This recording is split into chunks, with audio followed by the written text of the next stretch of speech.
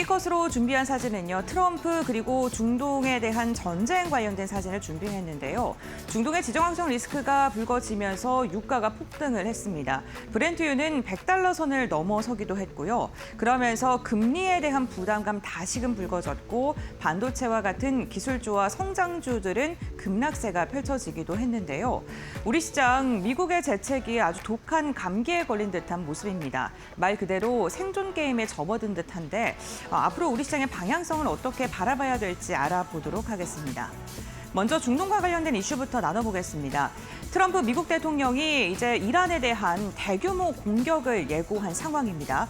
공격 결정을 내리기 직전이고 모든 준비를 마쳤다라고 이야기를 했는데요.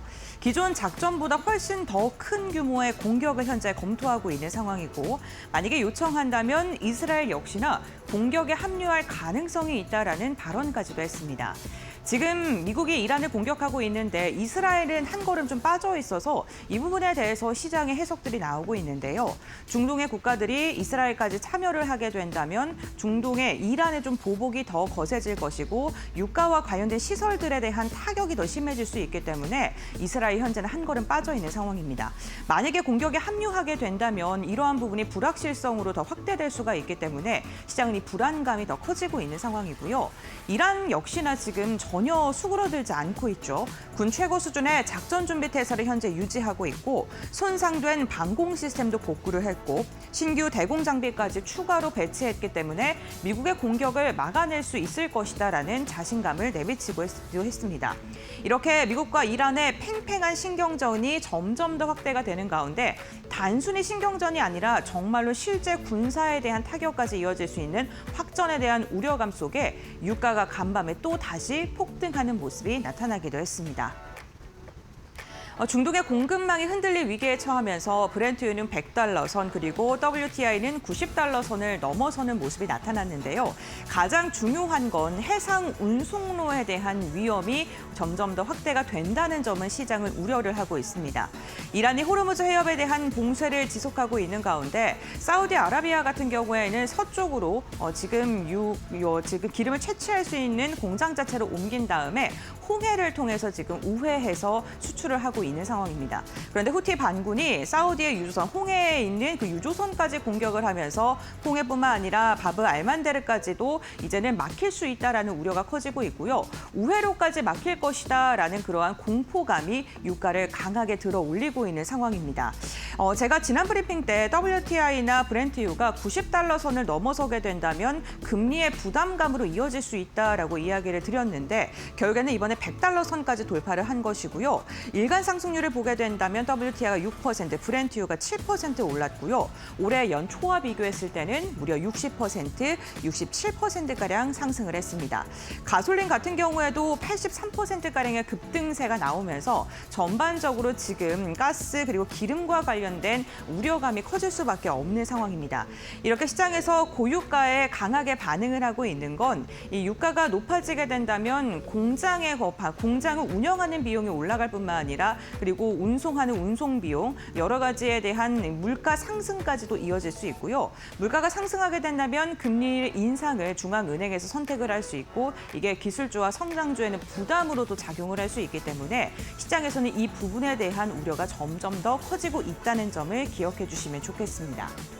여기에다가 반도체 관련된 기업들의 주가도 좀 희비가 엇갈렸는데 전반적으로는 유가 급등에 따른 부담감이 작용을 했는데 인텔 같은 경우에도 시간 외에서 강세를 보였습니다. 똑같이 좋은 실적을 냈는데도 왜 시장의 평가가 이렇게 극명하게 엇갈리고 있는 걸까요? 우선 어제 이야기를 드렸던 구글 같은 경우에는 시장 예상보다 훨씬 더 좋은 실적을 발표했고 특히나 클라우드 매출, 그러니까 AI로 돈을 잘 벌고 있냐라는 부분에 대해서도 예상치를 상회한 것으로 확인이 됐습니다. 수주 잔고 역시나 더 늘어난 것으로 보이면서 구글이 돈을 잘 벌고 있구나라는 기대감은 커졌는데요. 다만 올해 자본 지출 전망을 150억 달러가량 상향 조정하면서 AI에 대한 투자를 버는 돈보다 더 할 수 있을 것이다라는 그러한 해석이 더해졌고 결국에는 잉여 현금 흐름이 처음으로 마이너스, 적자 전환으로 돌아섰다는 점을 시장에서 부담으로 해석을 했습니다. 인텔 같은 경우에도 호실적 발표했습니다. 예상치보다 더 좋은 실적 발표했고요. 조정 EPS 같은 경우에도 예상치의 2배를 뛰어넘는 어닝 서프라이즈를 기록을 했습니다. 그런데 인텔도 역시나 올해 자본 지출을 20억 달러가량 높여서 더 투자를 할 것이다라고 이야기를 하면서 3분기 매출 전망도 좀 높여 잡은 것으로 확인이 되고 있는데요. 시장에서는 인텔이 지금 반도체 칩으로 돈을 실질적으로 벌어들이고 있기 때문에 이러한 투자에 대한 자본 금액 충액에 대해서 오히려 자신감으로 지금 해석을 하고 있는 상황입니다. 같은 투자의 확대를 하더라도 실적과 현금 흐름이 어느 정도인지에 따라서 반도체 그리고 빅테크 기업들의 평가가 엇갈리고 있다는 점, 시장에선 지금은 실질적인 숫자를 보여줘야지 기대를 하고 투자를 한다는 점을 지난 밤에 우리는 또 확인을 해볼 수 있었습니다. 그렇다면 우리가 많이 비교가 되는 버블닷컴과 지금은 어떻게 좀 다를까요? 월드컴의 매출과 증가율을 보게 되면요. 월드컴 같은 경우 이 검은색 선이 현금 흐름, 잉여 현금 흐름인데요. 잉여 현금 흐름과 노란색 이 표가 잉여 현금 흐름인데요. 잉여 현금 흐름이 1997년부터 적자로 돌아선 것으로 확인이 되고 있습니다. 그런데 이 검은색 선인 캐펙스, 그러니까 기업들의 투자는 지금 마치 치킨 게임처럼 줄어들 수 없고 지속적으로 늘어난 것으로 확인이 되고 있는데요. 결국에는 월드컴의 이러한 투자에 대한 부담감이 월드컴의 주가 자체를 눌렀고 기업의 매출과 현금 흐름까지도 오히려 안 좋게 만드는 악순환을 반복했습니다. 지금 구글에 대해서도 이렇게 월드컴과 비교를 하면서 버는 돈 대비 너무 많이 투자하는 게 아니냐는 우려감으로 지금 작용하고 있다는 것으로 보면 되는데, 그럼 월드컴과 하이퍼스케일러들이 어떤 식으로 현금을 끌어오고 투자를 하는지를 한번 비교를 해보도록 하겠습니다. 실제로 잉여 현금 흐름뿐만 아니라 영업 현금 흐름 CFO 같은 경우에는 캐펙스 투자와 비교했을 때 월드컴은 133%, 하이퍼스케일러는 93%고요. 매출과 투자를 비교해도 99년도와 거의 비슷한 흐름이 나타나고 있습니다. 지금 잉여 현금 흐름의 마진 같은 경우에는 월드컴은 적자고 하이퍼스케일러는 지금 보합권에서 유지하고 있고요. 투자에 대한 증가율도 좀 비슷한 수준으로 지금 나타나고 있습니다. 제일 특이한 차이점은 자금 조달 부분에 대해서 좀 주목을 해보면 좋을 것 같은데요. 월드컴 당시에는 대부분 빚을 내서 투자를 했다는 게 많았다면 지금 하이퍼스케일러 같은 경우에는 일부 외부 조달로 좀 지금 이어가고 있고 영업현금 창출력과 재무 건전성이 훨씬 더 우위에 있기 때문에 지금 그렇게 버블닷컴처럼 우리가 우려할 정도는 아니다라고 시장에서는 이야기를 하고 있습니다. 하지만 중요한 건 투자를 언제까지 이어질지 이 부분보다는 수익화를 하이퍼스케일러들이 과연 빠르게 이어질 수 있을까였는데, 클라우드 매출 부분에서 성장성이 좀 확인이 됐기 때문에 이 부분도 너무 과도하게 우려하는 게 아니냐라는 이야기까지 나오고 있으니까 이 부분도 한번 참고를 해보시면 좋겠습니다. 코스피가 7,000선을 이탈하면서 국내 증시 오늘은요 또 방어주 찾기에 여념이 없습니다. 대표적으로 헬스케어와 고배당 관련된 기업들이 주목을 받고 있는데요. 헬스케어 같은 경우에는 금리 인상기에는 부담으로 작용할 수 있는데 오히려 흔들리는 장세 속에는 대안주로 주목을 받습니다. CDMO 같은 경우에는 1년 단위의 장기 계약이 많기 때문에 시장이 흔들리더라도 이러한 부분에서 안정적으로 현금 흐름을 창출할 수 있기 때문이고요. 경기가 안 좋아도 약은 필수적으로 사 먹어야 되기 때문에 헬스케어는 방어주 성향을 갖고 있습니다. 고금리나 고유가 시장에서도 경기 민감도가 상대적으로 낮고요. 오늘 대형 헬스케어 관련된 기업들이 시장 대비 선방하는 모습이 나타나고 있습니다. 고배당 관련된 기업들은 주주 환원에 대한 매력도가 오늘 주목받고 있고요. 변동성이 높아졌을 때 현금 흐름에 대한 매력도 부각받을 수밖에 없습니다. 삼성카드와 코리아니, KT와 같은 기업들이 있고요. KB금융 같은 경우에도 좋은 실적 발표했는데 지금 시장에서는 조금은 외면받는 모습 나타나고 있습니다만 금리 인상기 때는 또다시 주목받을 수 있다는 점도 기억해 두시면 좋겠습니다.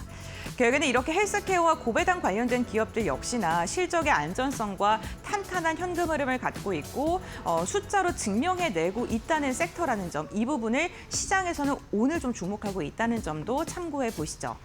이와 마찬가지로 조선주들도 앞으로에 대한 기대감뿐만 아니라 지금 실제로 좀 숫자를 찍혀오는 그러한 산업으로 변화하고 있는데요. 한미 조선협력 섹터가 공식적으로 워싱턴 DC에서 출범을 했습니다. 마스가 프로젝트의 현지 실행 거점을 확보했다라는 평가를 받고 있고요. 대미 조선협력 투자 규모가 1,500억 달러인데 4개 분야 15건의 MOU가 체결된 것으로 확인되고 있습니다. 구체적으로는 팀코리아를 구축하고 공급망 협력, 조선 전문 전문 인력을 양성하고 공동으로 기술을 개발하는 내용들이 들어있는데요. 특히나 이번에 좀 기대해 볼 만한 게 미국 정부에서 직접적으로 규제 해소를 약속했다라는 부분이 시장에서는 호재로 지금 해석이 되고 있습니다. 만약에 사업에 장애가 발생하더라도 우리가 직접 해결하겠다라고 이야기를 하면서 미국에서 마스가와 관련된 조선업과 관련된 그러한 시선이 얼마나 적극적인지를 이번에 확인해 볼 수 있고요. 조선 역시나 오늘 기대감 속에 오르는데 실제 수치가 지속적으로 찍혀주는지 한번 살펴보셔야겠습니다. 빅테크 기업들도 그렇고요. 결국에는 시장은요, 이제는 성장을 기대하는 것보다는 숫자로 증명해내는 시장으로 변화하고 있습니다. 중요한 건 오늘 국내 증시 반도체 기업들이 좀 흔들리곤 있습니다만 우리 시장의 반도체 투톱 같은 경우에는 실제 실적 숫자로 증명해내고 있다는 점을 기억해 주시기 바랍니다.